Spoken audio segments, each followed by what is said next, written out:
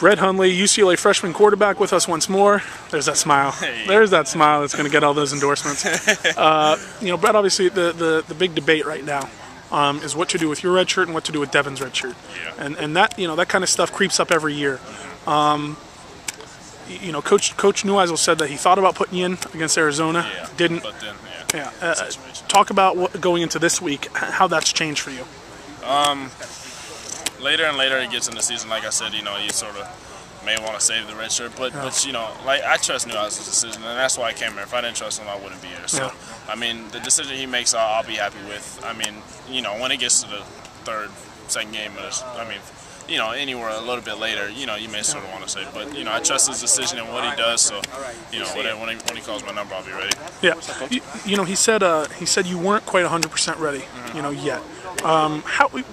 Where do you think you are? I mean, how close do you think you are to not just going in a game, but being able to compete and lead this team? I think if I were to go in, I trust my abilities and know what to do. In practice, the way I sort of look at it, in practice, you can, like, it's practice, you're going game speed, but in game, it's different. You can sort of let your talents go and sort of, it's different. Surely when you can run too, so in practice you can't see that, how you can run the ball and maybe make people miss it here and there. And I know the college speed is a lot faster, but practice in game, it's a little bit different, as in the quarterback not being able to get hit. So I have confidence in my abilities. If I were to go in right now, I think I could do and help the team. I mean, obviously, like I said, I'm still a freshman, but I mean, I don't really look at that. I feel like, a lot of the work has been put in, and I still have some time to develop. So I mean, I don't know where to or how to answer that. If I'm in, I know I could help the team out. But I always have to develop. So. Yeah, it's funny, you talk to Devin and. Man, he doesn't like redshirting. No. We're both. It's because we're roommates. Yeah. So we talk about it all the time. But the thing I tell him is everything happens for a reason. Pray and do what you must. But just know everything happens for a reason. I mean, I've done plenty of research on quarterbacks redshirting.